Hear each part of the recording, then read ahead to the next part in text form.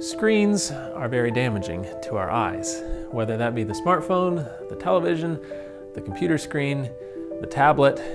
The fact that they're often close up is one of the first problems, and the fact that we're often not outside when we're on them is another problem, as we know that being outside is good for our eyes.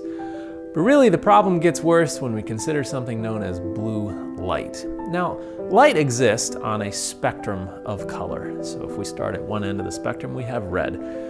The wavelengths of light there are long and they're low energy. As we move across the spectrum toward blue, the wavelengths get shorter and the energy levels go up. Just past the edge of the visible spectrum, that's violet, then we have a light that we cannot see, but we see the results of every time we get a sunburn. That's known as ultraviolet light.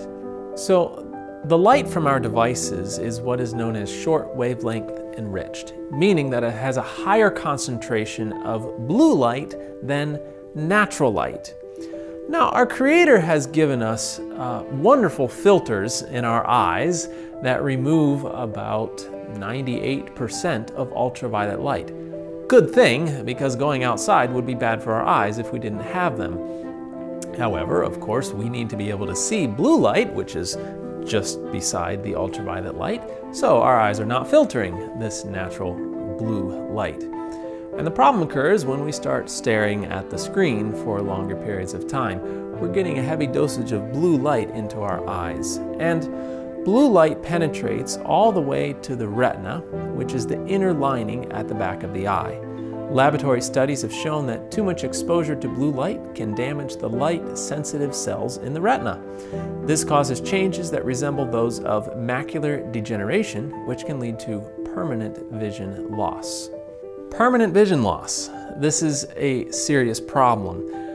So just spending time on the screen, getting these high doses of blue light is a pretty bad thing for our eyes. But there's even more problems. Now, let me clarify here, not all blue light is bad. You see, sunlight actually has a lot of blue light in it, and we know that this type of light helps us with mood, with alertness, with cognition, with memory, and most importantly, it is very critical for maintaining our body's circadian rhythm. And here we find another problem with the blue light coming from our screens. Imagine, you get up in the morning, you go outside, you get some sunshine, your body's getting high doses of blue light in that fresh morning air, and your body says, oh, blue light, time to wake up. What happens though if you're going to bed and you lay down, you're getting ready to go to sleep, and you spend a while on your smartphone? Well, you're sending that same message, oh, blue light, time to wake up. So it's really messing with our body's circadian rhythms. Blue light affects the levels of sleep-inducing hormone melatonin more than any other wavelength. Now, some people notice that if they spend a lot of time on their devices before they go to sleep, that they won't sleep as well. Some people don't. Whether you notice or you don't, the studies have shown that it is affecting our sleep cycles in a negative way. So try to schedule your screen time in the morning if you have work to do on the computer. You can also get these blue light filters that help remove some of the blue light, so if you have to use it in the evening, that's a good option. You wanting to get a good night's sleep?